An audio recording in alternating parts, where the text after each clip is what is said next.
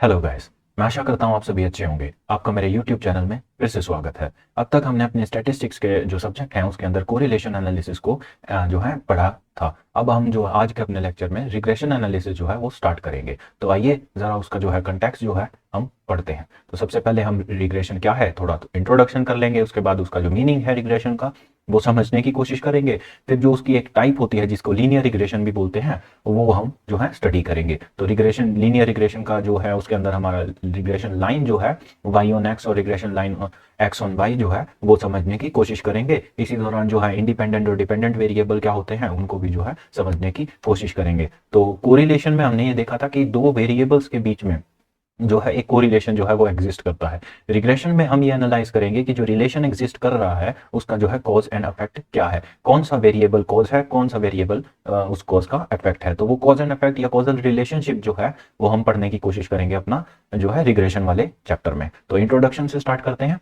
In business several time it becomes necessary to have some forecast so that the management can take a decision regarding a product or a particular course of action. In order to make a forecast, one has to ascertain some relationship between two or more variables relevant to a particular situation. तो यहाँ पर कहने का ये चाह रहे हैं कि हर बिजनेस के अंदर एक नेसेसिटी होती है कि वो अपने आने वाले कल को जो है किसी ना किसी डिग्री तक, किसी ना किसी लेवल तक जो है फोरकास्ट कर सके, ताकि कल जो है आज जो है कुछ इस तरह के जो है इन्वेस्टिंग या इकोनॉमिक डिसीजन लिए जा सकें जो हमारा आने वाला कल है वो प्रॉफिटेबल रह सके हमारे भी इंटरेस्ट में और जो हमारे स्टेक होल्डर्स हैं उनके भी इंटरेस्ट में। तो इस तरह का जो एक रिलेशनशिप है हमें वो एनालाइज करना पड़ता है कि किस रिसोर्सेज में जो है हम दो चीज़ों को, फॉर एग्जांपल अगर बात करें कॉरपोरेशन की तो जो हमारे एक्सपेंसेस हैं और सेल्स हैं उनके बीच में जो है अगर हम रिलेशनशिप को स्टडी करेंगे तो हमें पता चल जाएगा कि पर यूनिट स्पेंड या पर रुपी स्पेंड पर क्या जो प्रोडक्शन है, क्या सेल्स है हमारी, वो उस तरह का जो रिलेशनशिप है वो हमें वहां से डिराइव हो जाएगा। For example, a company is interested to know how far the demand for television sets will increase in the next 5 years, keeping in mind the growth of population in a certain town. तो यहाँ पर दो जो variables हैं हमारे पास हो गए कि जो पॉपुलेशन का इंक्रीज है उससे हमारे टेलीविजन सीरियल्स की इंक्रीज पर कितना फर्क पड़ेगा आने वाले 5 सालों में। तो ये चीजें हैं हम जो है रिग्रेशन में पढ़ेंगे। It clearly assumes that the increase in population will lead to an increase in demand of television set. जाहिर सी बात है, पॉपुलेशन बढ़ेगी तो टेलीविजन की जो डिमांड है वो भी बढ़ जाएगी। Thus to determine the nature and extent of relationship between these two variable becomes important for the company. तो ये वेरिएबल्स आपस में कितनी जो है अच्छी तरह जो है रिलेटेड है ये डिटरमाइन करना जो है वो एक कंपनी के लिए जो है बहुत जरूरी हो जाता है, क्योंकि उसी के बेसिस पे वो जो अपनी टेलीविजन की प्रोडक्शन है वो इंक्रीज या डिक्रीज करेंगे। इन द प्रीसीडिंग लेसन यानी कोरिलेशन का जो चैप्टर था, we studied in some depth linear correlation between two variables. तो हमने जो है दो वेरिएबल्स के बीच में कोरिलेशन को समझने की कोशिश की थी। Here we have a similar concern, the association between variables except that we develop it further into two respects. तो दो रिस्पेक्ट्स, दो तरीके हैं जिनके अंदर हम इसको जो है डेवलप करते हैं। First, we learn how to build statistical models of relationship between the variables to have better understanding of their feature। तो हम इस तरह के statistical tools या statistical models को जो है डेवलप करते हैं जिससे हमें जो वेरिएबल्स हैं उनकी जो है एक बेटर अंडरस्टैंडिंग, उनकी जो समझ है वो हमें अच्छे से हो सके। Second, we extend the models to consider their use in forecasting. तो उन मॉडल्स को जो है हम उनको एक्सटेंड करते हैं, हम उनको जो है बेहतर बनाते हैं ताकि उससे जो है फोरकास्टिंग भी की जा सके। For this purpose, we have to use the technique regression analysis, which forms the subject matter of this lesson। तो ये आपकी एक इंट्रोडक्शन हो गई इस चैप्टर को लेकर। अब आते हैं व्हाट इज रिग्रेशन पर, कि रिग्रेशन होता क्या है। हमने समझा था कोरिलेशन क्या होता है, उसकी तरह टाइप्स देखी थी, उसको जो है मैथमेटिकली जो है करने की कोशिश की थी, और उसके बाद हमने उसके जो इंपॉर्टेंस ऑब्जेक्टिव्स हैं वो सब समझने की कोशिश की थी। अब हम स्टार्ट करते हैं कि रिग्रेशन क्या है। इन 1889 sir Francis Galton, a cousin of Charles Darwin, published a paper on heredity natural inheritance. तो चार्ल्स डार्विन जो थे हमारे बायोलॉजी और साइंस में जो है इन्होंने थ्योरी ऑफ इवोल्यूशन दी थी, अगर आपको याद होगा। तो उन्हीं के जो है कजन थे सर फ्रांसिस गैल्टन, जिन्होंने नेचुरल इनहेरिटेंस करके एक जो है पब्लिश पेपर जो है वो पब्लिश करा था। He reported his discovery that sizes of seeds of sweet pea plants appear to revert और regress to the mean size in successive generations. तो इनका जो रिसर्च पेपर था वो स्वीट पी प्लांट्स के ऊपर बेस्ड था, और उन्होंने बताया कि जो आने वाली सक्सेसिव जनरेशन है उनके मीन साइज से जो है जो स्वीट सी का जो साइज होता है वो रिग्रेस कर रहा है या जो है रिवर्ट कर रहा है। He also reported results of a study of the relationship between heights of father and heights of their son। तो जो है बाप बेटे की जो हाइट है उसके बारे में जो है रिलेशनशिप इन्होंने अपने पेपर में जो है पब्लिश किया था। A straight line was fit to data pairs height of fathers versus height of son। Here too he found a regression to mediocrity The height of the sons represented a movement away from their fathers towards the average height. We credit Sir Galton with the idea of statistical regression. तो कहने का मतलब ये है कि जब height of father को height of सन से जो है रिलेट करने की कोशिश की, कंपेयर करने की कोशिश करी, तो ये जो है हमें रिजल्ट जो मिला वो ये था कि जो हाइट ऑफ सन है वो जो है मीन पॉपुलेशन से जो है एवरेज की तरफ जो है ज्यादा जो है रिलेट करती हैं इंस्टेड ऑफ उनके माता पिता के। तो वो चीज जो है सर गैल्टन ने अपने रिसर्च पेपर में किया था, तो उन्हीं से हमें जो है रिग्रेशन एनालिसिस का जो है आइडिया मिला था। While most applications of regression analysis may have little to do with the regression to the mean discovered by Galton, the term regression remains। तो हमारे जो स्टैटिस्टिकल जो है टूल्स हैं, जो मॉडल्स हैं, उसके अंदर रिग्रेशन एनालिसिस जो है वो एक सेपरेट जो टॉपिक बन जाता है, वो उससे थोड़ा हटके है। सर गाल्टन ने जो दिया था, उनका जो पर्पस था वो थोड़ा बायोलॉजिकल और इकोलॉजिकल बैलेंस के को लेकर जो है था, लेकिन अभी जो फिलहाल चीजें चल रही हैं उसके अंदर जो है रिग्रेशन का जो इस्तेमाल है वो थोड़ा अलग तरह से किया जाता है। बट जो रिग्रेशन शब्द है अपने आप में वो आज तक भी जो है चला आ रहा है। It now refers to the statistical technique of modeling the relationship between two or more variables। तो दो और दो से ज्यादा वेरिएबल्स के बीच का जो रिलेशनशिप है उसको मॉडल करने के लिए, उसको डिटरमाइन करने के लिए जो है वो स्टैटिस्टिकल टेक्निक जो इस्तेमाल की जाती है वो हमारी रिग्रेशन एनालिसिस कहा जाता है। In general sense, regression analysis means the estimation or prediction of the unknown value of one variable from the known value of the other variable। तो एक जिसकी हमें जानकारी है, उस जानकारी जो वेरिएबल है उसके बेसिस पर हम किसी अनजान वेरिएबल का जो है वैल्यू जो है, डाटा जो है, इंफॉर्मेशन जो है एक्सट्रैक्ट करने की जब कोशिश करते हैं तो वो हमारा रिग्रेशन एनालिसिस बन जाता है। ये एक जनरल जो है सेंस बनती है। It is one of the most important and widely used statistical technique in almost all sciences, natural, social and physical। तो ये जो है बहुत widely use किया जाता है। In this lesson, we will focus only on simple regression, linear regression involving only two variables। तो simple regression या linear regression उसको कह लीजिए, तो जो सिर्फ दो variables को फोकस करता है, जो दो variables के बीच में रिलेशनशिप जो है डिटरमाइन करता है और जो ये बताता है कि कौन सा वेरिएबल जो है कॉज है और कौन सा वेरिएबल उसका इफेक्ट है। तो वो लीनियर जो है अपना रिग्रेशन है उसको हम जो है इस लेसन के अंदर स्टडी करेंगे। अ dependent variable and an independent variable. तो वही बात है, डिपेंडेंट वेरिएबल हो गया और एक इंडिपेंडेंट वेरिएबल हो गया, तो हमें ये देखना है कि कॉज और इफेक्ट क्या है। Regression analysis for studying more than two variable at a time is known as multiple regression. तो लिटरल मतलब जो है इनके वो बिल्कुल कोरिलेशन से मिलते जुलते हैं। लीनियर का मतलब दो, मल्टीपल का मतलब दो से ज्यादा। अब पढ़ते हैं जो इंपॉर्टेंट जो टॉपिक है हमारा, वो है इंडिपेंडेंट और डिपेंडेंट वेरिएबल्स होते क्या है। देखिए रिग्रेशन में, कोरिलेशन में जो है डिपेंडेंट इंडिपेंडेंट वेरिएबल्स का बहुत जिक्र रहता है, तो हमें ये जानना भी जरूरी है कि ये दोनों होते क्या है। Simple regression involves only two variable. तो दो ही वेरिएबल है लीनियर रिग्रेशन या सिंपल रिग्रेशन में। One variable is predicted by another variable. एक वेरिएबल जो है वो दूसरे वेरिएबल की मदद से जो है प्रिडिक्ट किया जाता है कि पॉपुलेशन अगर बढ़ रही है तो टेलीविजन की जो डिमांड है वो भी बढ़ेगी। तो वो चीज जो है दो वेरिएबल्स हैं। एक वेरिएबल जो हमें ऑलरेडी पता है पॉपुलेशन क्या है, तो उसके बेसिस पे जो है हम अपनी मैन्युफैक्चरिंग की जो डिमांड है वो बढ़ा सकते हैं या घटा सकते हैं। The variable to be predicted is called dependent variable. जो वेरिएबल जो हमें ढूंढ के लाना है, जो प्रिडिक्ट करना है, जिसके बारे में बताना है, उसको बोला जाता है डिपेंडेंट वेरिएबल, क्योंकि वो डिपेंड करता है, जो उसका आउटकम है वो डिपेंड करता है, जो उसकी वैल्यू है वो डिपेंड करती है हमारे जो गिवन वेरिएबल है, जो हमारे को जिसकी वैल्यू पता है उस वेरिएबल के ऊपर। The predictor is called the independent variable. तो जो प्रिडिक्टेड वेरिएबल है, जिसके बारे में जो हमें जानकारी चाहिए वो डिपेंडेंट है, और जिसकी मदद से हमें वो जानकारी मिलेगी उसको बोलते हैं इंडिपेंडेंट वेरिएबल। तो यहाँ पर जो इंडिपेंडेंट वेरिएबल है उसके दो नाम भी हैं, प्रिडिक्टर और एक्सप्लेनेटरी वेरिएबल। तो एक्सप्लेनेटरी वेरिएबल जो है अपने आप में ही जो इसका जो शब्द का मतलब है वह यही बताता है कि जो समझाने के योग्य है, और जो डिपेंडेंट वेरिएबल है उसको बोलते हैं एक्सप्लेन्ड वेरिएबल, यानी कि जो एक्सप्लेन किया गया है किसकी मदद से, जो है एक्सप्लेनेटरी वेरिएबल की मदद से। For example, when we are trying to predict the demand for television sets on the basis of population growth, we are using the demand for television as a dependent variable and the population growth as the independent और predictor. जैसे मैंने आपको बताया, population census, population का जो data है वो हमें सेंसस से मिल जाता है, तो हमें उसके बेसिस पे, यानी कि जो हमारा इंडिपेंडेंट वेरिएबल है उसके बेसिस पर हमको जो है अपनी टेलीविजन की डिमांड जो है वो प्रिडिक्ट करनी है, यानी कि जिसके बेसिस पे जो चीज जो है प्रिडिक्ट होगी वो डिपेंडेंट बन जाएगी, और जिस पे बेस्ड वो चीज जो है प्रिडिक्ट हुई है वो हमारा इंडिपेंडेंट वेरिएबल बन जाएगा। तो जो है ये आपका इसका जो मीनिंग बनता है,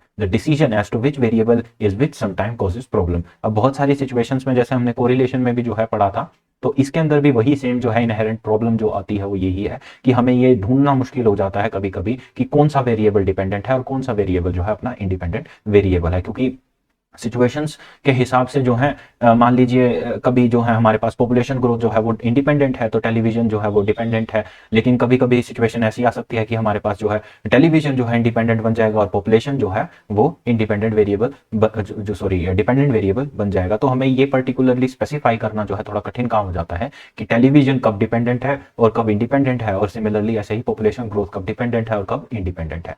Often the choice is obvious, as in the case of television set and population, because it would make no sense to suggest that population growth would be dependent on TV demand। तो यहाँ पर जो है इस वाला जो ये इन्होंने एग्जांपल दिया था इसके अंदर ये बहुत सा जो है कॉमन सी चीज है कि आप पॉपुलेशन जो है उसको जो है इंडिपेंडेंट रखना ज्यादा कॉमन और लॉजिकल है, क्योंकि उसका डाटा है जो इजीली अवेलेबल भी हो सकता है इंस्टेड ऑफ आपका जो है टीवी की मैन्युफैक्चरिंग का जो डाटा है वो चीज। तो इस केस में जो है हमारा पॉपुलेशन ग्रोथ जो है वही इंडिपेंडेंट वेरिएबल रहेगा और जो है हमारा टेलीविजन जो है वो एक dependent variable बन जाएगा। The population growth has to be the independent variable and the TV demand the dependent variable। If we are unsure, here are some points that might be of use। अगर हमें कोई किसी चीज में जैसे doubt होता है तो यहाँ पर जो कुछ इन्होंने पॉइंट्स दिए हैं उसको समझाने के लिए कि कब डिपेंडेंट है और कब इंडिपेंडेंट है कोई वेरिएबल, वो यहाँ पर मेंशन किया है। If we have control over one of the variable then that is the independent variable. अगर हमारा किसी एक वेरिएबल के ऊपर कंट्रोल है या किसी भी तरह का जो है एक्सेस है, उस चीज को जो है इंडिपेंडेंट वेरिएबल जो है वो माना जा सकता है। जैसे हमारे पास जो है पॉपुलेशन जो है वो इंडिपेंडेंट इसलिए क्योंकि उसका जो है डाटा जो है वो हमारे पास उसका एक्सेस है, तो हमारे पास उसका जो एक्सेस है उसका कंट्रोल है, तो वो चीज। For example, a manufacturer can decide how much to spend on advertising and expect his sales to be dependent on how much he spend. तो बिल्कुल सही बात है, वो ये डिसाइड कर सकता है कि मुझे जो 1,00,000 रुपए हैं मान लीजिए वो अपनी एडवर्टाइजमेंट पे जो है खर्च करने हैं, तो उसके बेसिस पे हम ये डिफाइन कर सकते हैं कि जो मैंने 1,00,000 का जो है अपना डेफर्ड रेवेन्यू एक्सपेंडिचर करा है उसके बेसिस पर आने वाले टाइम में मेरी जो सेल्स हैं वो कितनी जो है बढ़ जाएंगी। तो यहाँ पर इस केस में हमें पता था कि हमारा जो एडवर्टीजमेंट जो एक्सपेंडिचर है वो कितना होने वाला है, तो उसके बेसिस पे हमने जो है अपना जो टीवी की सेल्स है वो जो है प्रिडिक्ट कर ली। तो यहाँ पर वो चीज है, if there is any lapse of time between the two variable being measured then the latter must be dependent on the former, it cannot be the other way around। अगर दो वेरिएबल्स के बीच में जो है टाइम का जो gap है वो ज्यादा है या टाइम का जो गैप है वो है और हमें उस टाइम के गैप का जो है मेजरमेंट हो जाएगा, तो जो वेरिएबल पहले मिलेगा, जो वेरिएबल हमने पहले जो है ढूंढ के रखा है वो वेरिएबल हमेशा जो है क्या नाम है इंडिपेंडेंट रहेगा और जो दूसरा है वो अपना डिपेंडेंट वेरिएबल हो जाएगा। तो वो चीज के बाद आता है, if we want to predict the value of one variable from your knowledge of the other variable, the variable to be predicted must be independent on the known one. तो वही बात है, ये दोबारा से वही बात है कि जो प्रिडिक्ट होगा वो डिपेंडेंट हो जाएगा और जो प्रिडिक्टेड है ऑलरेडी जिसकी मदद से जो है हम प्रिडिक्ट करेंगे वो हमारा इंडिपेंडेंट हो जाएगा। तो ये तीन जो चीजें हैं वो हमें है कि अगर हमारा कंट्रोल है किसी वेरिएबल पर तो वो इंडिपेंडेंट हो जाएगा, या जो अगर टाइम का गैप है तो जो पहले हमें वेरिएबल मिला है वो इंडिपेंडेंट हो जाएगा, और उसके बाद जो है अगर हम जो वैल्यूज हैं वो प्रिडिक्ट कर सकते हैं किसी एक वेरिएबल की अपनी नॉलेज से, तो वो हमारा जो है क्या नाम है अपना डिपेंडेंट और इंडिपेंडेंट हो जाएंगे उस तरह से। उसके बाद जो आता है हमारा लीनियर रिग्रेशन यानी simple regression. The task of bringing out linear relationship consist of developing methods of fitting a straight line और regression line as it's often called to the data of two variables. तो कहने का मतलब है कि जब हम दो वेरिएबल्स के रिलेशनशिप के बीच में एक ऐसी लाइन को इंसर्ट करने की कोशिश करते हैं जिससे हमें उनके रिलेशन की इंटेंसिटी या डिग्री पता चल जाए, तो उसको हम जो नाम देते हैं वो नाम देते हैं रिग्रेशन लाइन। वो एक स्ट्रेट लाइन होती है और उसको रिग्रेशन एनालिसिस के जो चैप्टर है उसके अंदर रिग्रेशन लाइन का जो है नाम दिया जाता है। द रिग्रेशन लाइन या the line of regression is the graphical और relationship and representation of the best estimate of one variable for any given value of the other variable. कहने का मतलब है एक ऐसा ग्राफिकल रिप्रेजेंटेशन है एक बेस्ट एस्टिमेट का, एक बेस्ट जो है हिसाब का कि एक जो वेरिएबल है उसका जो है एस्टिमेट है एक वेरिएबल का किसी दूसरे वेरिएबल की वैल्यू के ऊपर जो है वो बेस्ड होगा। अगर जैसे मैं कहना जो बेस्ट एस्टिमेट है इंडिपेंडेंट वेरिएबल का जो है वो एस्टिमेट बेस्ड ऑन हमारा जो इंडिपेंडेंट वेरिएबल है उससे, तो वो चीज। The nomenclature of the line depends on the independent and dependent variable. तो इंडिपेंडेंट और डिपेंडेंट वेरिएबल जो है उनके ऊपर जो है इसका जो है नाम जो है नोमेनक्लेचर का मतलब जो नाम है वो उस तरह से क्लासिफाई किया जाता है। If x and y are two variables of which relationship is to be indicated, अगर दो वेरिएबल्स हैं एक्स और वाई और इनके बीच में जो रिलेशनशिप है उसको इंडिकेट करना है, a line that gives best estimate of y for any value of x, it is called regression line of Y on x. अगर हमें एक ऐसी लाइन ड्रॉ करें, अगर हम एक ऐसी लाइन को ग्राफिकली रिप्रेजेंट करें जो y का एस्टिमेट देता है x की वैल्यू के ऊपर, यानी कि x की वैल्यू जो है वो हमें पता है और उसके बेसिस पे अगर हम y के वैल्यू को एस्टिमेट या प्रेडिक्ट करें, तो ऐसे जो रिग्रेशन लाइन है उसका नाम जो है वो पड़ेगा regression line of y on x, यानी कि y ऑन x मतलब y based on the value of x। तो जिस हिसाब से जो क्रोनोलॉजी चलेगी कि y डिपेंडेंट है और x हमारा इंडिपेंडेंट है, तो y जो है वो पहले आएगा और बेस्ड जो है इंडिपेंडेंट के है, जो इंडिपेंडेंट हमारा x है, तो इसलिए regression line of y on x। और इसी तरह अगर x जो है वो प्रिडिक्ट करना है बेस्ड ऑन y, यानी कि y इंडिपेंडेंट है और x डिपेंडेंट है, तो regression line of x on y, यानी कि x डिपेंडेंट है और हमें जो वैल्यू है वो y की पता है, यानी y इंडिपेंडेंट है, तो x की वैल्यू जो प्रिडिक्ट करेंगे based on the value of y, तो regression line of x on y। तो ये दो तरह की हमारी रिग्रेशन लाइंस हैं, इनको हम जो है अभी डिटेल में पढ़ेंगे। अभी सबसे पहले पढ़ते हैं regression line of y on x। कहने का मतलब y डिपेंडेंट है, x इंडिपेंडेंट है, y का बेस्ट एस्टिमेट निकालना है based on the value given, based on the given value of x। For the purpose of illustration as to how a straight line relationship is obtained, consider the sample pair data on sales of each of the n 5 months, यानी कि हमारा जो number of months हैं यानी n है जो हमें वो दे रखा है 5 महीने, उसके बेसिस पर जो है हमें जो है कोरिलेशन जो है रिग्रेशन लाइन ड्रॉ करनी है y on x of a year and the marketing expenditure incurred in each month. तो ये हमें जो है डाटा दिया है, यहाँ मंथ्स दिए हैं, यहाँ सेल्स दिए हैं और यहाँ जो है हमारा जो है मार्केटिंग एक्सपेंडिचर दिया है, यानी कि हमारा जो सेल्स है y, तो हमें ये जो है कहने का मतलब क्या है, हमें क्या निकालना था y ऑन x। तो हमारा जो डिपेंडेंट वेरिएबल है वो क्या हो जाएगा, sales based on marketing expenditure की, कितना हमने मार्केटिंग एक्सपेंडिचर किया उसके बेसिस पे मुझे ये डिफाइन बताना है कि जो है मेरा सेल्स कितना रहा। अब देखेंगे कंसिडर द सैंपल पे ऑन सेल ऑफ ईच, ठीक है, and the marketing expenditure incurred in each month. तो ये जो है let y the sales be the dependent variable, तो वाई जो है हमारा डिपेंडेंट वेरिएबल हो जाएगा, यानी सेल्स जो है, और जो एक्स है मार्केटिंग एक्सपेंडिचर वो हमारा इंडिपेंडेंट वेरिएबल हो जाएगा। तो फिर से वही बात, हमें एक्स के बेसिस पे हमने कितना मार्केटिंग पे खर्चा करा ये बताना है कि उससे हमारा जो सेल्स है वो कितना ज्यादा जो है इंक्रीज हुआ डिक्रीज हुआ, और उनके बीच में जो रिलेशनशिप है वो जो है डिटरमाइन करना है थ्रू रिग्रेशन लाइन। तो हमारे पास जो एक्स वेरिएबल है वो डिपेंडेंट है, वाई वेरिएबल जो है सॉरी एक्स वेरिएबल जो है इंडिपेंडेंट है और वाई जो है डिपेंडेंट है किसके ऊपर, एक्स के ऊपर। तो जो रिग्रेशन लाइन बनेगी वो बनेगी हमारी वाई ऑन एक्स। तो वो चीज है, we note that for each value of independent variable x there is a specific value of the dependent variable of y, so that each value of x and y can be seen as paired observation। तो 10 रुपए अगर मान लो मैं marketing पे खर्च कर रहा हूं तो उससे जो मेरी सेल्स है वो 14 रुपए हो रही है, 12 कर रहा हूं तो 17 हो रही है। इस तरह से ये डाटा जो है आपस में कोरिलेट किया जा सकता है। उसके बाद आते हैं हम फिर से स्कैटर डायग्राम पे ऊपर। देखिए स्कैटर डायग्राम जो है किसी एक पर्टिकुलर टॉपिक से पे रिस्ट्रिक्टेड नहीं है। स्कैटर डायग्राम एक सिर्फ एक ग्राफिकल रिप्रेजेंटेशन है, उसको आप कहीं पे भी अगर आपके पास एक गिवन डाटा है, सेट ऑफ डाटा है, उसको यूज कर सकते हैं। तो हमने कोरिलेशन में भी स्कैटर डायग्राम के थ्रू जो है रिलेशन समझने की कोशिश की थी। जब अगर जो है अपवर्ड राइट की तरफ जो है हमारा ट्रेंड है तो उसको पॉजिटिव कोरिलेशन बोलते हैं, और अगर जो हमारे जो वेरिएबल्स हैं वो सारे उस लाइन के ऊपर प्लॉट किए जा सकते हैं तो वो एक परफेक्ट पॉजिटिव कोरिलेशन बन जाता है। और अगर इसी का उल्टा कर दूं, यानी कि डाउनवर्ड राइट स्लोपिंग, यानी कि राइट स्लोपिंग जो हमारी जो है हमारी लाइन है और उसके ऊपर अगर मैं पॉइंट्स अपने जो वेरिएबल्स हैं उनको प्लॉट कर दूं तो वो हमारा हो जाएगा परफेक्ट नेगेटिव कोरिलेशन। और अगर जो लाइन है वो अपवर्ड है और डाटा जो हमारे वेरिएबल्स हैं वो लाइन के नजदीक नजदीक है लेकिन बिल्कुल लाइन के ऊपर नहीं है, तो वो जो है हमारा हाई डिग्री ऑफ जो है कोरिलेशन पॉजिटिव कोरिलेशन बन जाता है। और इसी का उल्टा तो नेगेटिव बन जाएगा। और अगर स्ट्रेट लाइन है और उसके तो थोड़ा स्कैटर्ड है, दूर दूर हैं जो अपने वेरिएबल्स हैं, तो वो हमारा जो है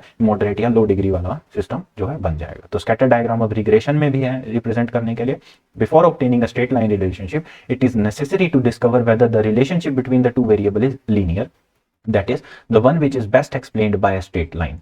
A good way of doing this is to plot the data on x and y of x, ये जो अपना regression line है on x and y on a graph so as to yield a scatter diagram as may be seen in figure 5.1। तो यहाँ पर जो है ये फिगर जो है हमें दिया गया है 5.1। इस तरह से जो है हमने अपनी जो है लाइन ड्रॉ करी, ये हमारी लाइन है और ये हमारे जो है आप कह सकते हैं कि जो हमारे क्या नाम है वेरिएबल्स हैं वो इधर इधर एग्जिस्ट कर रहे हैं। मे बी ये भी एक हो सकता है या नहीं ये नहीं है। तो ये जो आप देख रहे हैं वेरिएबल्स जो है लाइन के नजदीक नजदीक हैं। तो इस तरह से जो है हमारा जो स्कैटर डायग्राम है वो यहाँ पर भी बनाया जा सकता है। जो है the careful reading of the scatter diagram reveals that the overall tendency of the point is to be move upward. तो ये जो है ऊपर जा रही है, ये देखिए आप ऊपर ऊपर की तरफ जा रही है, अपवर्ड जो राइट अपवर्ड जो है इसका जो है ट्रेंड चल रहा है। So the relationship is positive, मतलब जो रिलेशनशिप है वो पॉजिटिव है। अगर नेगेटिव होगा तो वो इस तरह जो है अपनी जाएगी, पॉजिटिव होगा तो वो इस तरह जाएगी, ठीक है। अब ये जो हमें दिया है तो इसमें पॉजिटिव है। The journal course of movement of the various points on the diagram can be best explain by straight line. तो मूवमेंट जो है वो स्ट्रेट लाइन के थ्रू जो है, ये एक रेफरेंस लाइन भी जिसको बोल सकते हैं वो है। तो जो मूवमेंट है वो लाइन से ही जो है, अब मैं कैसे बताऊंगा कोई चीज ऊपर जा रही है, लाइन मार के ही तो बताऊंगा ऐसे करके। तो वही चीज है यहाँ पर जो है बताया गया है। There is a high degree of correlation between the variables as the points are very close to each other. बिल्कुल सही बात है। ये देखिए जो है ये बिल्कुल लाइन पे है, ये थोड़ा सा नीचे है, ये थोड़ा ऊपर है, ये बिल्कुल पास है और ये पास है। तो ओवरऑल अगर मैं पिक्चर की बात करूं तो यहाँ पर जो है high degree of positive correlation जो है हम बता सकते हैं। तो वो चीज इसमें बताई गई है। उसके बाद आता है fitting a straight line on the scatter diagram. कहने का मतलब ये स्ट्रेट लाइन किस तरह से फिट करनी है। If the movement of various points on the scatter diagram is best described by a straight line, the next step is to fit a straight line on the scatter diagram. तो सीधी line जो है उसके अंदर किस तरह से insert करेंगे, इस चीज के बारे में अभी यहाँ पर चर्चा करेंगे। It has to be so fitted that on the whole it lies as close as possible to every point on the scatter diagram। देखिए कहने का यहाँ पर बात, मतलब अगर मैं आपको समझाऊं यहाँ पर कहने का ये है कि अगर मान लीजिए ये एक ग्राफ है, ठीक है, और इसके अंदर कोई भी जो वेरिएबल्स हैं वो इस तरह जो है स्कैटर्ड हैं, इस तरह से जो है वो स्कैटर्ड है। तो देखिए मैं ऐसा नहीं कर सकता कि मैं इन सबको कनेक्ट करने के लिए अब सिर्फ अपना जो high degree of correlation point करने के लिए उनको इस तरह से जो है कनेक्ट कर दूं। ऐसे ये स्ट्रेट लाइन बनती भी नहीं है। तो हमें जो है करना क्या है, हमें जो है स्ट्रेट लाइन जो है वो इंसर्ट करनी है। और स्ट्रेट लाइन कैसे इंसर्ट होती है, स्ट्रेट लाइन हमेशा इस तरह से इंसर्ट होती है। तो ये एज क्लोज एज पॉसिबल है, बिल्कुल क्लोज नहीं है, बट जितना हो सकता है उतना जो है बनाया गया है। अगर मान लो मैं इस तरह कर दूं सिर्फ अपने कोरिलेशन को स्टेट करने के लिए, तो वो बिल्कुल फॉल्स स्टेटमेंट हो जाएगी, वो इरेलीवेंट काम है, वो स्ट्रेट लाइन नहीं है। स्ट्रेट लाइन हमें बनानी है जिससे हम जो अपने वेरिएबल्स के जो रिलेशनशिप है उसको नजदीक से नजदीक साबित कर सके। The necessary requirement for meeting this condition being that the sum of the squares of the vertical deviation of the observed y value from the straight line is minimum। बिल्कुल सही बात है। ये हमारा y एक्सिस होता है, ये हमारा x एक्सिस होता है। तो जो हमारे कहने का मतलब है the sum of squares of the vertical deviations of the observed y value from the straight line is minimum। जो इनका जो sum of squares है जो vertical deviation का है, यानी कि जो इस तरह से vertical deviation है वो मिनिमम है अपने इस लाइन स्ट्रेट लाइन को लेकर। जैसे अगर मैं इसको थोड़ा जूम कर, ओ क्या हो गया, हाँ, अगर मैं इसको थोड़ा जूम करूँ तो ये देखिएगा ये जो वर्टिकल डेविएशन है ये पॉइंट से, ये तो बिल्कुल पॉइंट पे ही है, ये इधर है, ये इधर है, ये इधर है। तो ये जो चीज़ें हैं ये पॉइंट के बिल्कुल जो है लाइन के हमारे बिल्कुल नज़दीक बैठती हैं। तो वो चीज़ जो है यहाँ पर बताने की कोशिश की गई है। उसके बाद आते हैं एज शोन इन फिगर 5.1, यानी जो ये वाला फिगर है। If d1, d2 and dn are the vertical deviations of observed y values from the straight line, fitting a straight line requires that। तो ये हमारे d1 देखिए, जैसे मैंने आपको बताया यहाँ पर कि जो पॉइंट वेरिएबल है हमारा उससे जो है सीधी लाइन में हमारी जो रेफरेंस लाइन है उससे कितनी दूरी है उस चीज को हम बोलते हैं ये। तो इसको मैथमेटिकली जो है इस तरह से रिप्रेजेंट करा जाता है। तो d1 का स्क्वायर यानी कि जो है sum of squares of the vertical, यानी कि उनके जो सम है उसका स्क्वायर। तो सम कैसे होता है, सम सिग्मा से होता है। तो और जो ये है डी है हमारा, ये रिप्रेजेंट कर रहा है वो डेविएशन। तो इसका जब स्क्वायर कर देंगे तो ये क्या बन जाएगा हमारा सम ऑफ स्क्वायर्स जो मल्टीप्लाइड बाय जो नंबर ऑफ आइटम्स है हमारी, जैसे एन जो है यहाँ पर ऊपर वाले क्वेश्चन में 5 था, इसका भी जो भी होगा वो चीज। तो वो ये हमारा जो बन जाता है sum of square of vertical deviations, ठीक है, इज मिनिमम। ये जो है जितना मिनिमम होगा उतना ही हाई डिग्री ऑफ कोरिलेशन जो है रिप्रेजेंट करेगा।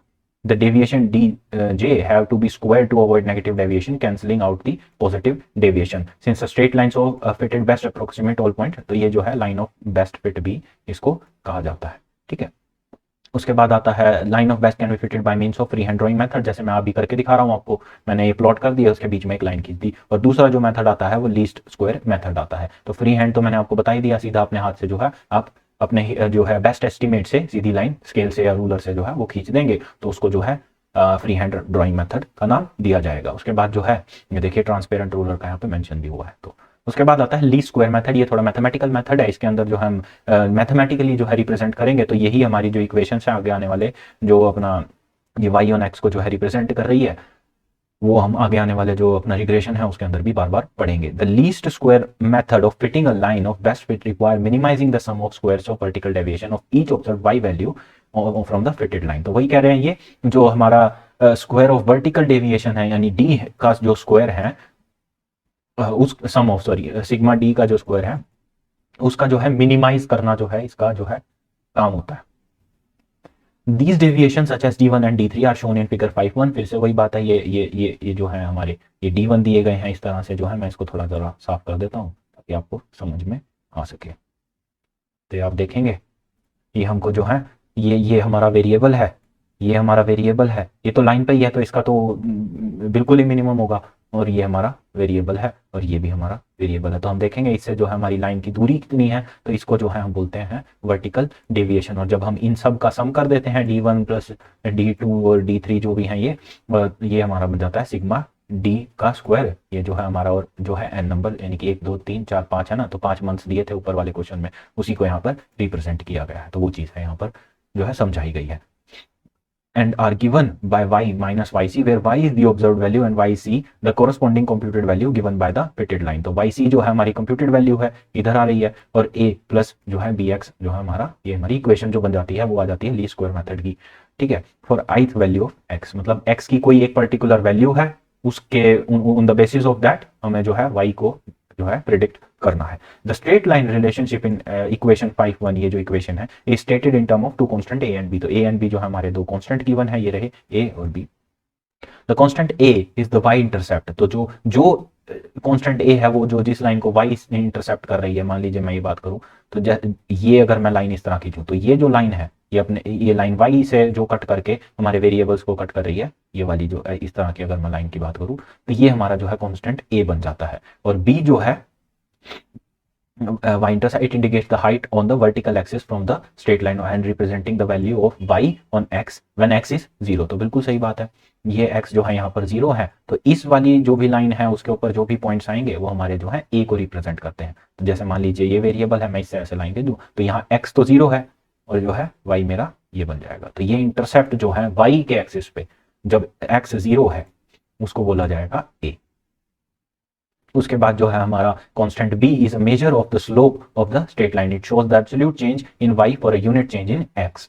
As the slope may be positive और negative, it indicates the nature of relationship between y and x। तो अगर मान लीजिए मैं यहाँ बनाऊं तो ये जो स्लोप है ये जो है हमारा कांस्टेंट b को डिटरमाइन करता है। Accordingly b is also known as the regression coefficient of y on x, also known as the regression coefficient of y on x। तो जो b है हमारा वो हमारा रिग्रेशन कोएफिशिएंट कहा जाता है y on x।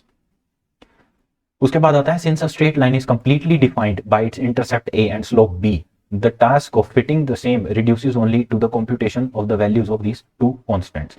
Once these two values are known, the computed yc value against each value of x can be easily obtained by substituting x value in the linear equation। जब हमें x की value पता चल जाएगी तो हम x की value जो है डालते रहेंगे इक्वेशन में, और जो हमारा y है वो कैलकुलेट होता रहेगा। तो y ऑन x जो है वो इस तरह से हमें मिल जाएगा। हम y जो है वो हर x की वैल्यू पर इस तरह से कैलकुलेट कर सकते हैं इस इक्वेशन में x की वैल्यू को सब्स्टिट्यूट करके।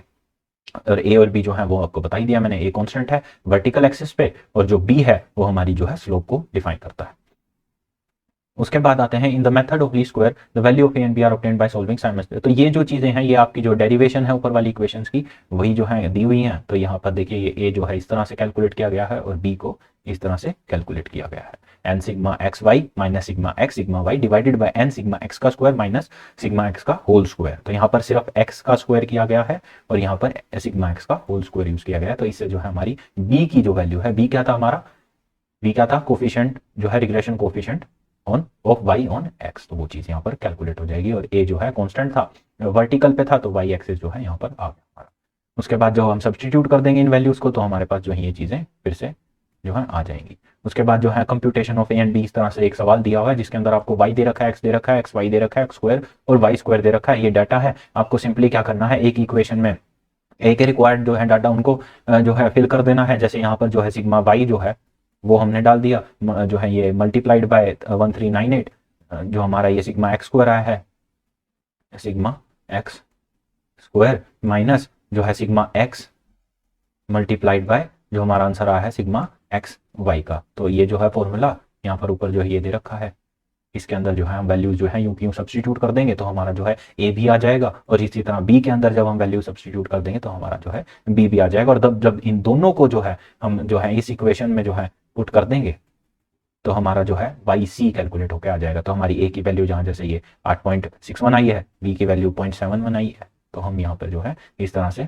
हमारी जो रिग्रेशन इक्वेशन है y ऑन x की, y ऑन x की, वो इस तरह से आ जाएगी। और इसको जो है प्लॉट कर देंगे हम, तो हमारे पास जो वैल्यूज ऊपर दी हुई थी x और y की, तो उसको इस तरह से हम जो है प्लॉट कर देंगे x तो y। तो हम जो है इंडिविजुअली देखिए यहाँ पर x की वैल्यू जब पुट करते जाएंगे, जैसे फॉर एग्जांपल जब हमने y सी किया है 8.61 प्लस 0.71, तो सबसे पहली जो हमारी x की वैल्यू है मान लीजिए 10 थी, वो यहाँ पर जो है 10 है। तो इसको इस तरह से जो है प्लेस करते जाएंगे, इसको मैं थोड़ा साफ सा लिख दूँ 10।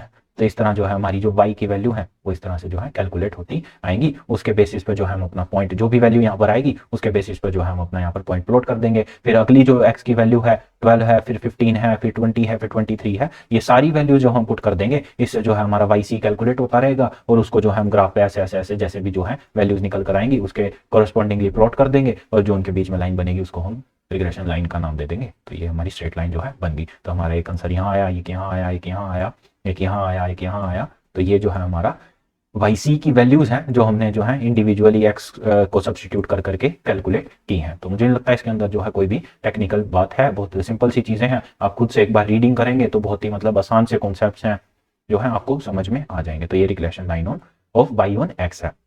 तो ये हमें जो है कुछ रिलेशनशिप्स दे रखे हैं इंटरेस्टिंग, ये आप जो है आप पढ़ सकते हैं इनको, एक बार अपनी जो है नजर मार लेंगे। प्राइमरी जो था हमारा वो वही था, predicting an estimate and its preciseness. तो ये हमें जो है प्रिसाइज कितना है या जो एस्टिमेट है उसको प्रिडिक्ट कैसे करना है वो चीजें हैं। तो फिर से जो है वाई सी जैसे हमें यहाँ पर है, तो एक्स हमें 15 दे रखा था, हमने ए और जो बी है वो ऊपर कैलकुलेट किया था, ये रहा, ये कैलकुलेट किया था हमने। तो उसके अंदर जो है एट एक्स 15 हमें वाई सी की जो वैल्यू है वो 19.26 जो है मिल जाती है। It may be appreciated that an estimate of y derived from a regression equation will not be exactly the same as the y value which may actually be observe. तो रिग्रेशन इक्वेशन से जो हमें y की value मिली है, हो सकता है वो वैल्यू जो है y की जो एक्चुअली ऑब्जर्व वैल्यू है उससे थोड़ी बहुत इधर उधर हो। The difference between estimated value and the corresponding observed y value will depend on the extent of scatter of various point around the line of best fit। तो जो आसपास के जो वेरिएबल्स हैं उसके अंदर स्कैटर्ड की डिग्री कितनी है, स्कैटर्डनेस कितनी है उनकी, उस पर भी डिपेंड करता है। The closer the various paired samples y and x clustered around the line of best fit, the smaller the difference between estimated yc and the observed y values and vice versa। जितने पास पास होंगे उतनी जो है हमारी calculated value observe value के नजदीक होगी या बिल्कुल जो है इक्वल होगी, और जितने ज्यादा दूर दूर होंगे उतनी वैल्यू में डिफरेंस बढ़ता जाएगा। तो वो चीज, the estimated y c value will coincide the observe only when all the point on the scatter fall on a straight line. तो अगर मान लीजिए मैं इस तरह का स्ट्रेट लाइन बनाता हूं और सारे पॉइंट जो हैं इस लाइन पर ही आ रहे हैं, तो जो हमारी वाई सी है वो वाई ऑब्जर्व वैल्यू के बिल्कुल बराबर हो जाएगी। तो वो चीज यहाँ पर बताई गई है। उसके बाद आता है error of estimate. The measure of the error of estimate is given by the standard error of x estimate of Y on x and denoted by s Y x. तो हमारी इक्वेशन क्या थी, वाई ऑन एक्स। तो जो standard जो हमारा error of estimate है यानी स्टैंडर्ड एरर है वो भी किस पे बनेगा, एस वाई ऑन एक्स। तो उसका जो गिवन फॉर्मूला है वो हमारा ये बनता है under root sigma Y minus Y C का whole square divided by number of जो हमारी आइटम्स थी, ऑब्जर्वेशंस थी वो। तो ये हमारा जो है स्टैंडर्ड एरर है Y on x. S Y x measure the average absolute amount by which observed y value depart from the corresponding computed value. तो जो हमारी ऑब्जर्व्ड वाई वैल्यूज हैं जो ग्राफ पे ऑब्जर्व की जा रही हैं, और जो हमारी कंप्यूटेड वैल्यूज हैं वाई की, given the value of x, जो हमने इक्वेशन में रखा था y c is equal to a plus b x जो है, तो हम एक्स की जैसे जैसे वैल्यू सब्स्टिट्यूट करते जाएंगे तो हमारा जो वाई सी आता जाएगा। तो वो कैलकुलेटेड जो वाई सी है वो कितना डिफर कर रहा है वो हम जो है स्टैंडर्ड एरर से ही पता लगा सकते हैं कि जो मार्जिन ऑफ एरर है वो यहाँ पे कितना है। Computation of S Y X becomes little cumbersome where there the number of observation is not. Obvious सी बात है, जितना ज्यादा जो नंबर है उतना ज्यादा डिविजिबल फैक्टर बढ़ता जाएगा और उतनी ज्यादा जो है जो टास्क है हमारा वो है जो है मुश्किलें बढ़ती जाएंगी। In such cases X by X में भी computed directly by using the equation. तो ऐसे केसेस में अगर जब दिक्कत आ रही है तो हम जो है इस फॉर्मूले का इस्तेमाल कर लेंगे, sigma y square a sigma Y minus b sigma x y divided by n. तो इसके अंदर जो सारे कॉन्स्टेंट्स हैं उनको भी इंकॉर्पोरेट कर लिया गया है। तो ये हम जो है हमारे को फिर से वही चीज है, हमने फिर से सब्सटीट्यूट कर दिया। जो है हमारी ये ए की वैल्यू आई थी, ये बी की वैल्यू आई थी, ये हमारा जो है सिग्मा एक्स वाई आया था। अगर ऊपर वाले क्वेश्चन में देखें ये हमारा जो है सिग्मा वाई था और ये हमारा सिग्मा वाई स्क्वायर था। आप देखेंगे ये वैल्यू जो, और हमारी नंबर ऑफ ऑब्जर्वेशन 5 थी। आप देखेंगे ऊपर वाले क्वेश्चन में यही जो चीजें हैं वो कैलकुलेट की गई हैं। कहाँ गया, हाँ ये देखिए 1684 2080 और जो है ये यहाँ पर हमने जब सब्सटीट्यूट कर दी तो हमारे पास ये आ जाएगा standard error y on x। तो ये फॉर्मूलेज हैं आपको, जैसे ईच वाले जो ऊपर वाला क्वेश्चन था इसके अंदर तो जैसे ऑब्जर्वेशंस कम थी तो ये फॉर्मूला भी लग सकता था, तो लेकिन ये जो है फॉर्मूला थोड़ा ज़्यादा सिंप्लीफाई कर देता है चीज़ों को। जितना ज़्यादा फॉर्मूला बड़ा होगा उतनी ज़्यादा चीज़ें सिंप्लीफाई होंगी। ये स्टैटिस्टिक्स का एक कॉमन रूल सा है, आप देखेंगे कभी भी मीन का जो फॉर्मूला जितना बड़ा दिख रहा होगा उससे कैलकुलेशन जो है उतनी आपकी सिंप्लीफाई हो जाएंगी। तो ये वही चीज की गई है। अब इसको इंटरप्रेट करने की कोशिश की गई है। A careful observation of how the standard error of estimate is computed reveals the following. S Y x is a concept statistically parallel to the standard deviation s y. बिल्कुल सही बात है, स्टैंडर्ड डेविएशन जो है S Y के parallel चलता है। The only difference between the to being that the standard deviation measure the dispersion around the mean. तो जो मीन के अराउंड जो वेरिएंसेस हैं उनको जो कैलकुलेट करना है तो जो है वो स्टैंडर्ड डेविएशन का काम है। The standard error of estimate measure the dispersion around the regression line. अगर मीन के अराउंड जो आपका डाटा है उसके अंदर कितनी डिस्पर्शन है वो स्टैंडर्ड एरर बताता है, तो रिग्रेशन लाइन के अराउंड कितनी डिस्पर्शन है वेरिएबल्स के अंदर वो हमको स्टैंडर्ड एरर बताता है। Similarly to the property of arithmetic mean, the sum of deviations of different y values on their from their corresponding estimated yc values is equal to 0, यानी कि वो जो डिफरेंस है वो 0 होता है कैलकुलेटेड वैल्यू और एस्टिमेटेड वैल्यूज के बीच में। तो ये इंटरप्रिटेशन हमें यहाँ पे दी गई है। उसके बाद हमारा similarly regression line of x on y आता है। अभी तक हमने वाई ऑन एक्स किया है। जब एक्स इंडिपेंडेंट था हमें एक्स की वैल्यूज जो है कंट्रोल कर सकते थे, एक्स की वैल्यूज जो हमें पता थी उसके बेसिस पे हमने वाई कैलकुलेट किया था। हर एक्स की वैल्यू पे जो है हमने वाई को प्रिडिक्ट करने की कोशिश करी थी। तो अब जो है regression line of x on y, यानी कि अब हम एक्स को प्रिडिक्ट करने की कोशिश करेंगे जब हमें वाई की वैल्यूज जो है वो पता है, यानी कि वाई जो है हमारा अब इंडिपेंडेंट वेरिएबल बन गया है और एक्स जो है अब हमारा डिपेंडेंट वेरिएबल बन गया है। तो यहाँ पर कुछ दिया है, अब वही इस इक्वेशन बिल्कुल सिमिलर है। वहां पर y c is equal to a plus b x था। यहाँ पर जब हम एक्स ऑन वाई कर रहे हैं तो हमें एक्स निकालना है, तो एक्स सी आ जाएगा is equal to a plus b y. ये कोमा जो है एक तरह से आपको जो है एक आइडेंटिफिकेशन के लिए दिया गया ताकि आप जो है कंफ्यूज ना हो जाए। तो अदरवाइज जो है इक्वेशन वो यही सेम रहेगी। इंटरप्रिटेशन हर चीज की बिल्कुल सेम रहेगी, ग्राफिकल रिप्रेजेंटेशन बिल्कुल सेम है, ए और बी को निकालने का तरीका बिल्कुल सेम है, जो एक्स सी है उसको निकालने का तरीका सेम है, क्योंकि यहाँ पर हमें वाई की वैल्यूज दे रखी हैं। तो जब हमारे पास ए कॉन्स्टेंट आ जाएगा बी कॉन्स्टेंट आ जाएगा तो हम हर वाई की वैल्यू के ऊपर जो है एक्स सी अपना वैसे ही इंडिविजुअली कैलकुलेट कर सकते हैं, उसको जो है ग्राफ पे पॉइंट कर सकते हैं, और जितनी स्ट्रेट लाइन में वो चीजें होंगी उतनी हाई डिग्री ऑफ कोरिलेशन उन वेरिएबल्स के बीच में होगा। तो वही सेम चीजें हैं। उसी तरह ये जो है अपना सिस्टम सारा आता है। सेम जो फॉर्मूला है वो स्टैंडर्ड एरर का है, इसके अंदर भी कोई फर्क नहीं है। बस फर्क इतना है वो वाई एक्स था, ये जो है एक्स वाई है, बाकी सब जो है सेम रहेगा। आप इनकी जो है क्वेश्चंस की अगर मान ले 2-3 क्वेश्चंस हैं, आप इनकी प्रैक्टिस करते हैं, आप अपने प्रीवियस ईयर क्वेश्चंस जो हैं मैं कोशिश करूंगा आपको अरेंज करा दूं, लेकिन अगर आपके पास ऑलरेडी हैं वो अवेलेबल तो आप अगर जो प्रीवियस ईयर क्वेश्चंस हैं उन्हीं क्वेश्चंस को अगर 1-2 बार अपने हाथों से निकाल लेंगे इन पे बेसिस, तो मैं पूरी उम्मीद कर रहा हूं कि आपके जो नंबर हैं वो कोई काट नहीं सकता। फॉर्मूले यही है, इससे ऊपर कुछ चीजें है नहीं। इंटरप्रिटेशन मैंने आपको सारी समझा दी है, बिल्कुल वही चीज है। यहाँ पर जो है ए निकाल लिया, यहाँ पर जो है बी निकाल लिया, उसको सब्सटीट्यूट कर दिया, हर वाई की वैल्यू पर जो है हमारा जो है अब एक्स सी जो है कैलकुलेट किया जा सकता है। अब यहाँ पर कुछ प्रॉपर्टीज की बात की है कि रिग्रेशन कोफिशिएंट की प्रॉपर्टीज क्या है वो जरा पढ़ते हैं। तो as explained earlier the slope of regression line is called regression coefficient. तो ये जो स्लोप था जिस भी तरह का ऊपर है नीचे है इसको बोलते हैं regression coefficient. It tells the effect of on dependent variable if there is a unit change in the independent variable. Since for a paired data on x and Y variable there are two regression line, the regression line of Y on X और the regression line of x on Y, जिसका हमने जो है ऊपर जो है analysis कर लिया है अब। So we have two regression coefficient. तो अगर दो लाइंस हैं तो रिग्रेशन कोफिशिएंट भी दो ही होते हैं। अगर रिग्रेशन कोफिशिएंट जो है वाई ऑन एक्स का निकालना है तो बी वाई एक्स हो जाएगा, और अगर regression coefficient x on y का निकालना है तो बी एक्स और वाई हो जाएगा। तो ये चीजें जो है हमारी इसको बोलते हैं रिग्रेशन कोफिशिएंट या कोफिशिएंट ऑफ रिग्रेशन। तो बी वाई एक्स और बी एक्स वाई दो हमारे जो है रिग्रेशन कोफिशिएंट्स होते हैं। तो ये चीज है, ये कुछ इंपॉर्टेंट चीजें हैं। The two regression must lie in the limit of +-1। तो -1 से लेके जो है +1 के बीच में इनकी वैल्यू जो है रह सकती है। Coefficient of correlation is geometric mean of the regression. तो कोफिशिएंट ऑफ कोरिलेशन है जो हमारा कोरिलेशन का कोफिशिएंट था वो मीन है, एक तरह से ज्योमेट्रिक मीन है किनका, रिग्रेशन कोफिशिएंट्स का। तो वो चीज, तो ये जो है हमें यहाँ पर रिप्रेजेंट करा है, ये हमारा जो है कोफिशिएंट ऑफ कोरिलेशन था, और ये जो है हमारा इनका क्या बोलते हैं इसको रिग्रेशन के कोफिशिएंट्स है। तो वो चीज यहाँ पर दी गई है। उसके बाद आता है regression lines and coefficient of correlation. फिर से वही चीजें हैं। तो ये हमारे को द टू रिग्रेशन लाइन, अगर जो है two regression line indicate the nature and extent between variables, तो टू रिग्रेशन लाइन जो है इस तरह से हमें रिप्रेजेंट की जा सकती है। ये एक्स, ये वाई ऑन एक्स है, माफ कीजिएगा, ये y ऑन x है और ये है x ऑन y, यानी कि हमें इसके अंदर जो है y की वैल्यू पता है, x की निकालनी है। ये मीन के थ्रू निकाली जा रही है, आप देखेंगे दोनों जगह।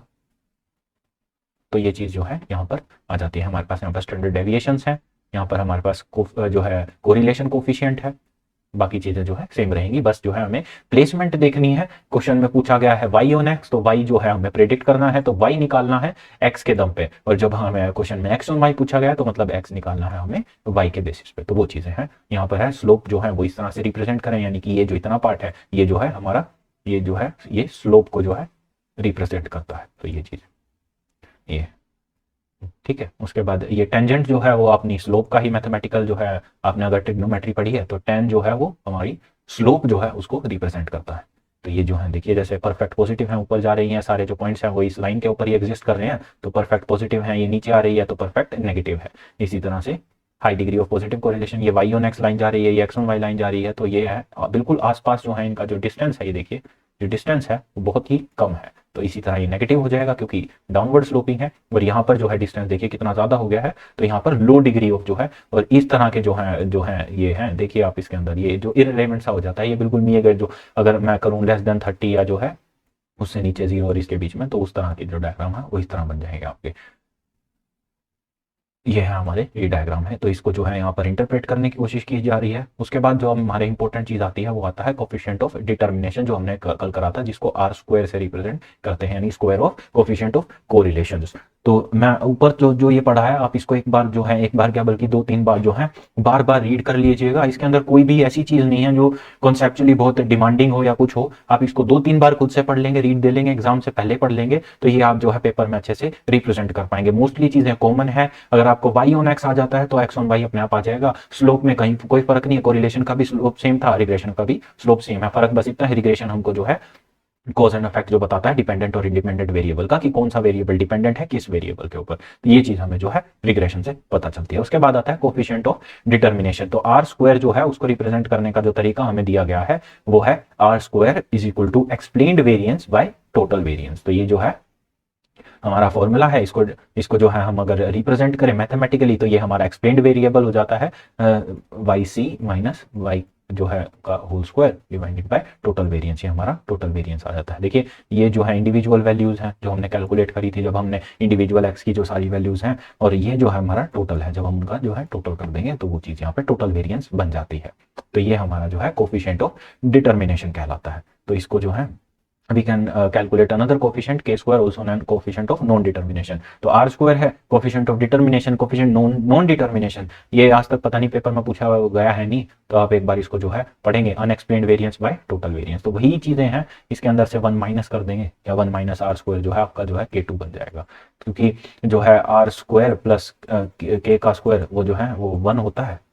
आपने पढ़ा है ना, प्लस माइनस 1 के बीच में जो वैल्यू एग्जिस्ट करती हैं, तो ये +1 के है। तो अगर ये जो हमें मान लीजिए के स्क्वायर निकालना है, तो 1 माइनस अगर मैं आर स्क्वायर कर देता हूँ तो हमारा जो है वैल्यू आ जाती है। आर स्क्वायर का जो है वो इस तरह से रिप्रेजेंट कर देंगे। आर स्क्वायर आपने देखा, ये एक्सप्लेन्ड वेरिएबल टोटल वेरिएंस, और इसको unexplained variable bye total variance, ये जो है अपनी चीजें आ जाती है। और इसका अंडर रूट कर देंगे तो ये आ जाएगा, के स्क्वायर है, के को अंडर रूट कर देंगे तो ये आ जाएगा। तो ये चीजें हैं, ये उसकी इंटरप्रिटेशंस दे रखी हैं, आप इनको एक बार जो है रीड कर लिए। उसके बाद आता है डिफरेंस क्या है कोरिलेशन एनालिसिस में और रिग्रेशन एनालिसिस में। थ्योरेटिकल पार्ट है, इसको जरा पढ़ते हैं। Correlation and regression are the two related aspect of a single problem of the analysis of relationship between variable. दोनों ही जो है, कोरिलेशन भी और रिग्रेशन भी, हमारा जो है एक सिंगल प्रॉब्लम को जो है डील करता है, वो है दो वेरिएबल्स के बीच में रिलेशनशिप। कोरिलेशन सिर्फ रिलेशनशिप बताता है, रिग्रेशन जो है वो रिलेशनशिप के साथ साथ हमें ये भी बताता है कौन सा डिपेंडेंट है और कौन सा इंडिपेंडेंट है। If we have information of one और more than one variable, we might be interested in seeing if there is any connection, any association between them. तो ये चीजें जो है थ्योरेटिकल एस्पेक्ट है, आप इसको एक बार जो है रीड कर सकते हैं। ये हमारे एग्जांपल है, मोटर रजिस्ट्रेशन है, और ये है नंबर ऑफ टायर सोल्ड। आप इसके अंदर जो है अपना कैलकुलेशन कर सकते हैं। 5 साल का हमारा जो है नंबर दे रखा है। तो ये जो है वही चीजें हैं। वाई ऑन एक्स पहले निकाल लेंगे, एक्स ऑन वाई जो है अलग अलग निकाल लेंगे। देखिए इन्होंने जो है कैलकुलेट करके हमें दे रखा है। तो ये जो पीडीएफ है, ये मैं ऑलरेडी आपको पीडीएफ जो ड्राइव लिंक है उसके अंदर मिल जाएगा। बिजनेस स्टैटिस्टिक्स इस पीडीएफ का नाम है। आप वहां से इसको जाके डाउनलोड कीजिए। ये क्वेश्चंस जो है खुद से एक बार अटेम्प्ट करने की कोशिश कीजिए। अगर आपको कोई प्रॉब्लम आती है तो आप कमेंट सेक्शन में जो है मेंशन कर सकते हैं। मैं उन प्रॉब्लम्स को जो है आपको टाइम दूंगा, उन प्रॉब्लम्स को सॉल्व करने की कोशिश करूंगा। लेकिन आप प्लीज जो है इन वीडियोस को पूरा देखें। ये आप ही के लिए बनाई गई है। मेरा जो है इनके अंदर कोई अपना पर्सनल एजेंडा नहीं है। ये सिर्फ स्टूडेंट वेलफेयर के लिए जो है मैं इनिशिएटिव जो है मैंने लिया है। तो आप प्लीज जो है वीडियोस को पूरा देखा कीजिए, सब्सक्राइब कीजिए, शेयर कीजिए उन बच्चों के साथ जो मास्टर ऑफ कॉमर्स प्रोग्राम से जुड़े हैं, और जो या आगे आने वाले जो बच्चे हैं जो एमकॉम करेंगे, या किसी और यूनिवर्सिटीज के बच्चे हैं जिनको आप जानते हैं। तो इस तरह से ग्रुप्स में अगर आप शेयर करेंगे तो ये उनका जो है बेनिफिट हो सकता है। तो फिलहाल के लिए अगर आपको ये लेक्चर भी अगर पसंद आया है तो लाइक, शेयर और सब्सक्राइब जरूर कीजिएगा। तब तक के लिए है धन्यवाद।